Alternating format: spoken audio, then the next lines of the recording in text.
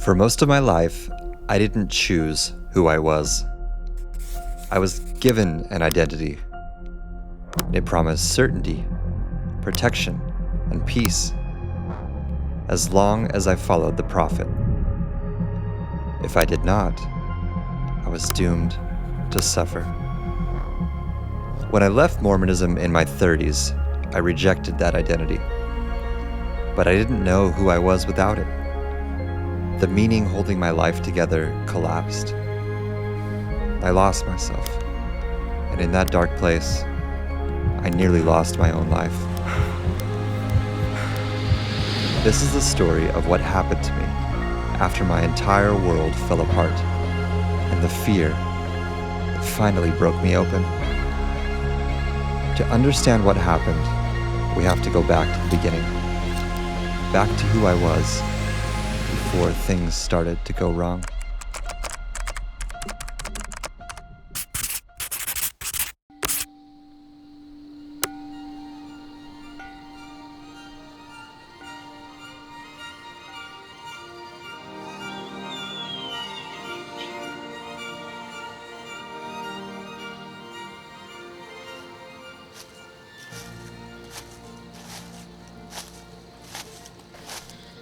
I just love it up here. This is my favorite tree in this forest, and I don't really know why. The first time I saw it, I was just so drawn to it, and it's kind of creepy and old and huge, and it just stands out in this forest, and I love to climb it.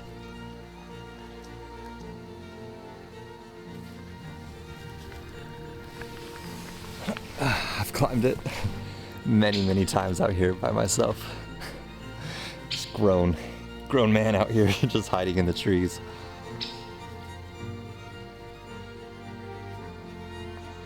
When I was a kid, I used to climb a lot of trees.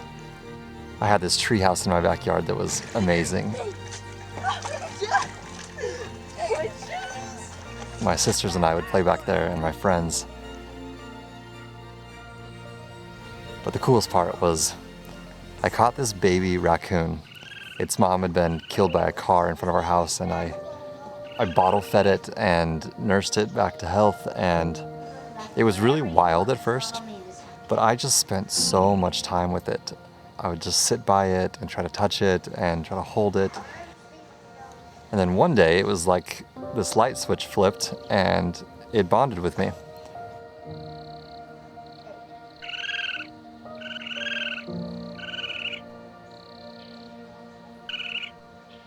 It would follow me around everywhere, and it would ride on my shoulders and put its little paws on my face, and it was my buddy.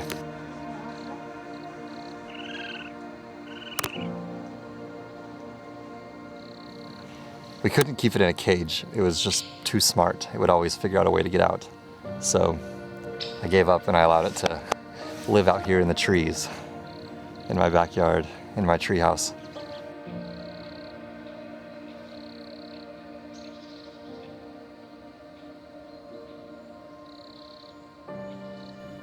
That time in my life was a really happy time. I felt very sure of who I was. I knew what my life was for. I knew why I was born and what I was meant to do.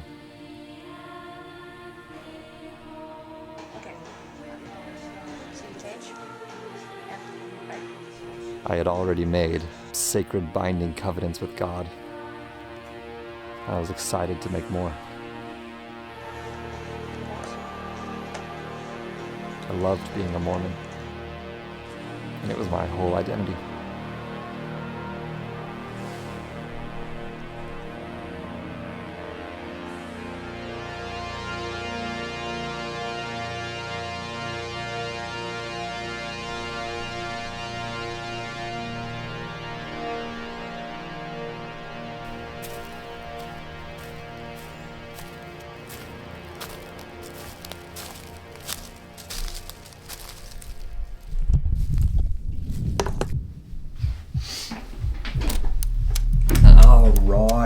All right, here we are again.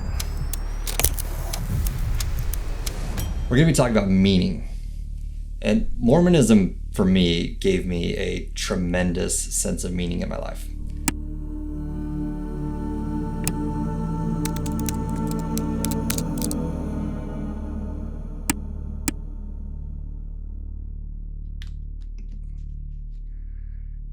Everyone wants their life to feel meaningful. It's core to who we are as humans, and when we don't feel meaning, life can become really dark.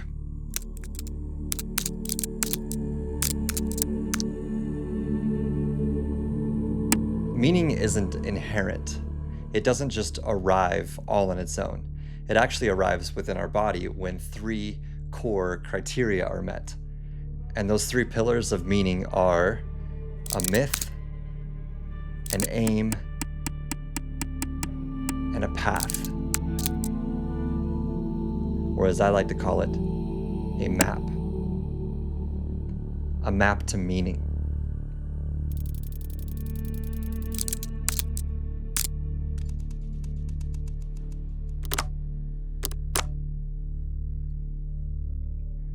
The first aspect of your map is your myth. A myth is the story that you believe about how the world works and your place in it. Essentially, how you make sense of reality. Next is aim, which is the direction your life is pointed, the future that you're organizing yourself around. It could be paradise, it could be retirement. Aim gives you a destination, a goal. And last, path.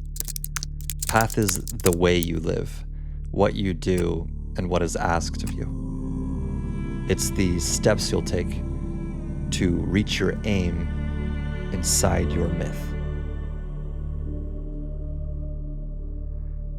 When these 3 align, you feel it. You know where you are, you know where you're going, and you know what to do next. Life starts to feel coherent, oriented, alive. When I entered the world, I was given all 3. I didn't have to search for meaning. I was placed inside it. And it didn't feel like a belief system. It felt like reality. It may be best to begin before we were born, before what the Bible calls the beginning. I was born into a story, a wild, strange, magical story, and it told me exactly who I was in the world and what I was here to do.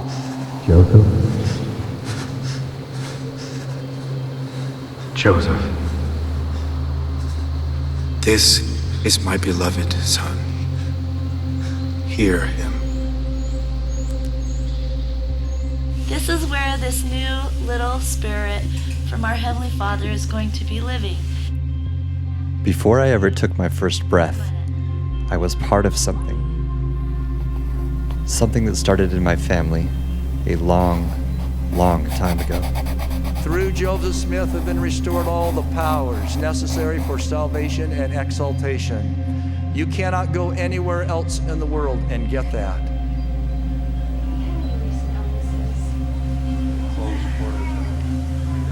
It is not to be found in any other church or scientific digest or individual pilgrimage, however intellectual it may seem. Salvation is only to be found in one place, the only true and living church upon the face of the whole earth.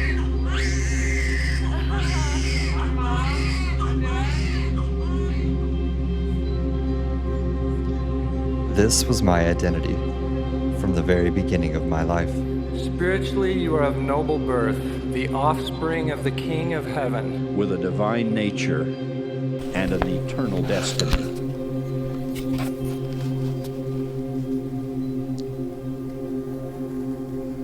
As long as I can remember, I knew God's plan for me, and I could draw it with circles. This plan taught me who I was before I was born, where I will go after I die, and what I am to do here. The only thing that matters, really matters, is that you and I are doing exactly what we committed, even covenanted premortally with our Heavenly Father we would do while we are here on earth. So let me ask you a question. What were you born to do? Despite how inspiring or orienting that plan may first appear, it brings with it what psychologists call identity foreclosure.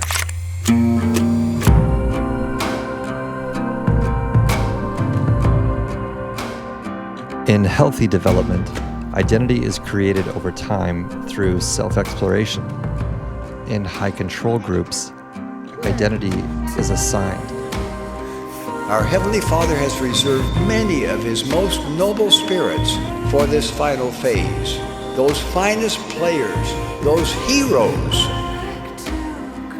are you.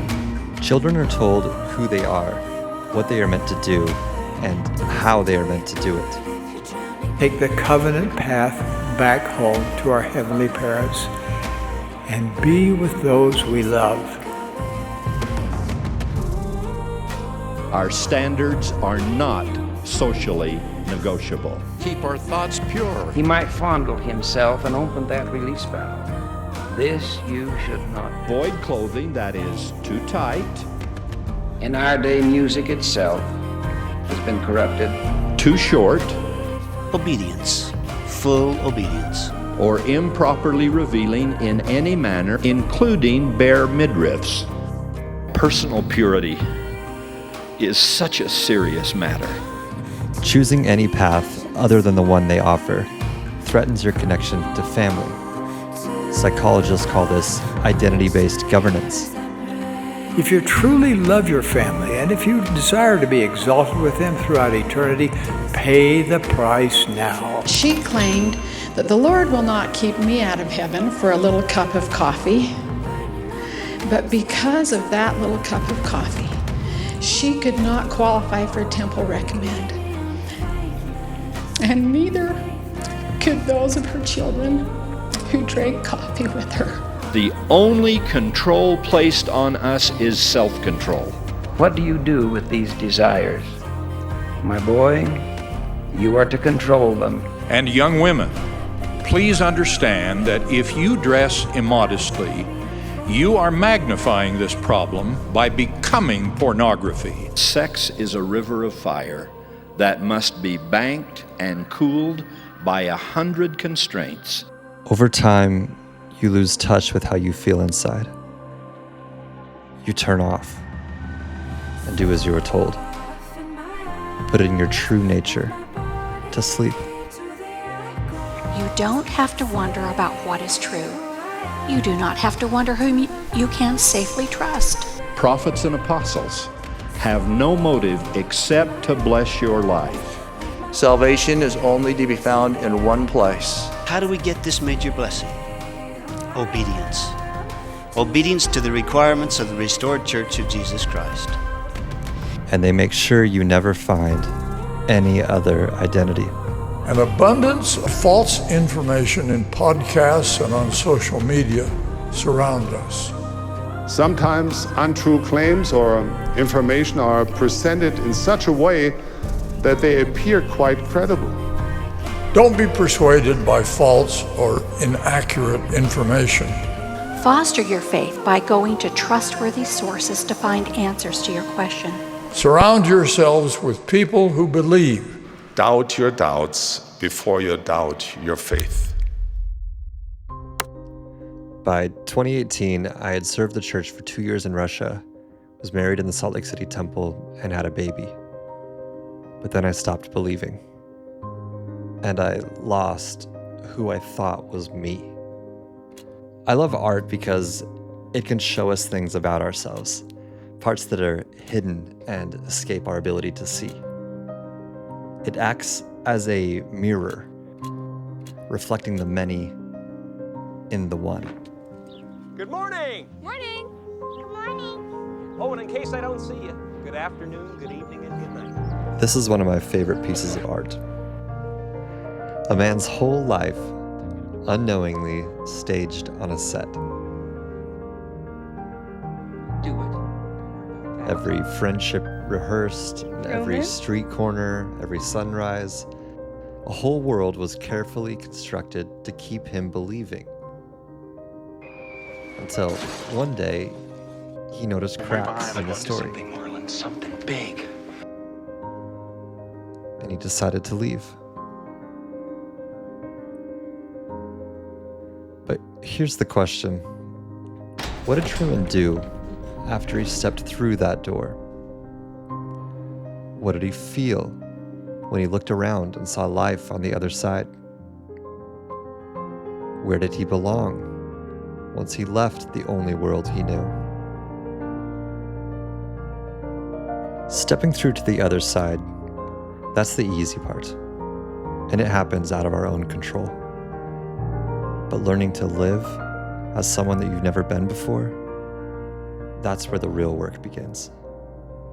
Because on the other side, there is no script. And that's what makes it scary. But that's also what makes it beautiful. I just wouldn't figure that part out until I first experienced a lot of pain. Video has really struck a chord in Mormonism and ex-Mormonism and beyond. Doesn't that make so much sense in looking at it? Because you think about, there was so much extreme living in that experience for you, and violence, and you couldn't talk about it. Yeah. So where does it go? Yeah. Tamping it down. Right. And now you're home and it still lives in you. I started having a lot of anxiety that was uncontrollable arising in my body, and a lot of somatic pain. I woke up on a Sunday with severe pain in my side, like severe, and I was like, we have got to get to the ER right now. Something's wrong and I'm in danger. I'm there for hours and they're like, you're stressed. How could stress be causing this? I feel like I'm gonna die. I had it again happen, same response. Like I was like, this time it's real, and they wrote stressed and then sent me home. And then came the big one. I got off the phone with him and stood up to walk into the room, and all of a sudden I was like, oh, something's wrong. My heart's stopping right now. Like I'm having a heart attack. Dang. And I fell to the ground. I could not breathe. My whole vision went into tunnel vision black. And I was crawling, sobbing and screaming, say, I'm having a heart attack, sir, I'm having a heart attack. And I crawled to the back door, fell out on the ground. She calls an ambulance. The ambulance gets there, puts me in there. I am 100% convinced that I'm having a heart attack. And I get to the hospital and they do all the tests and they're like, no, you're having an anxiety attack. And that was when I finally accepted, okay, something is going on in my body and I don't have the skills to move through this very well. It was a huge turning point and really disorienting. Yeah. That's when I went to I feel like I'm broken, and I mentally am not, but my body is just I'm in this ship of a human and it's doing things that I can't stop from it doing. Right. And I hate this feeling. Yep. Yeah. That's panic disorder. Yep. Yeah. Yep. Yeah.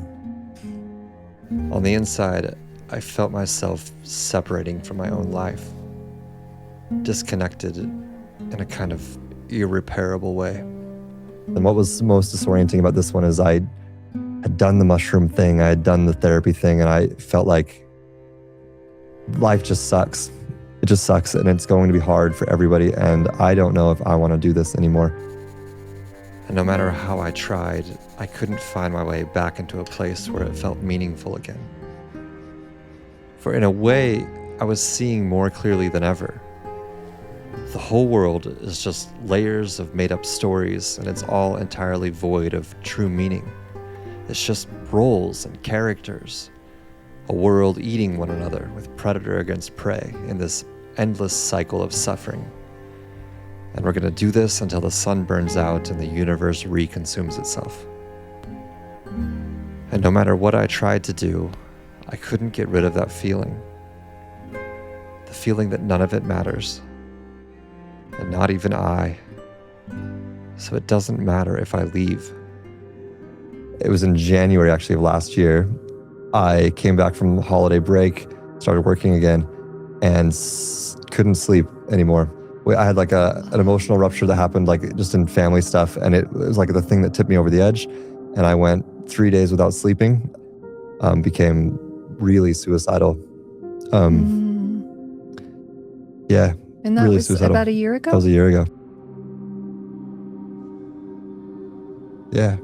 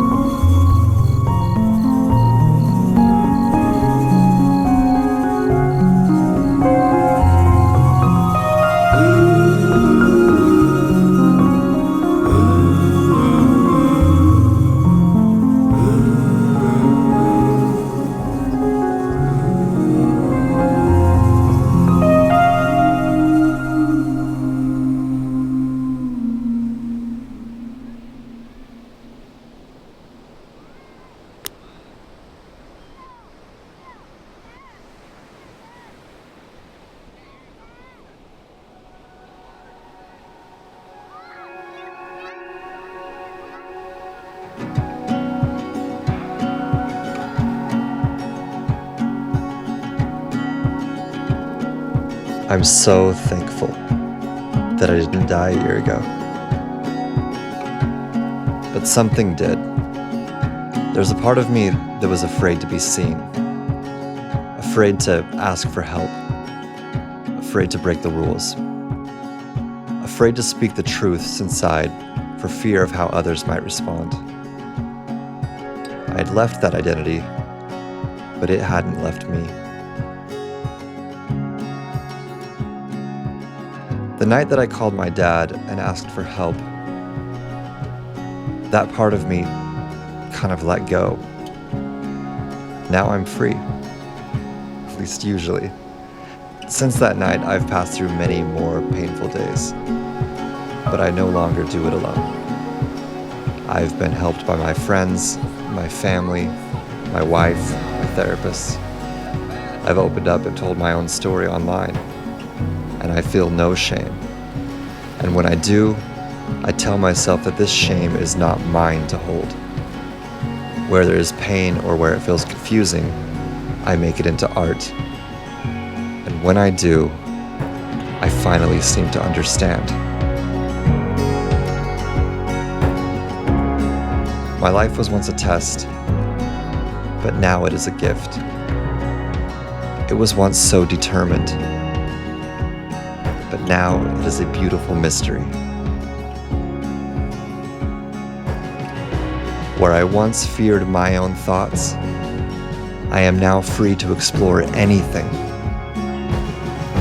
And I am committed to be here, to live my life on my terms.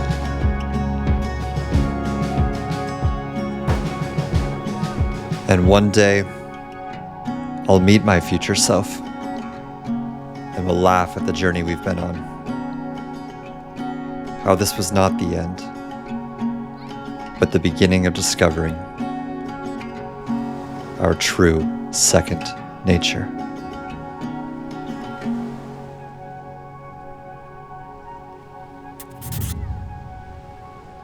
Woo-hoo!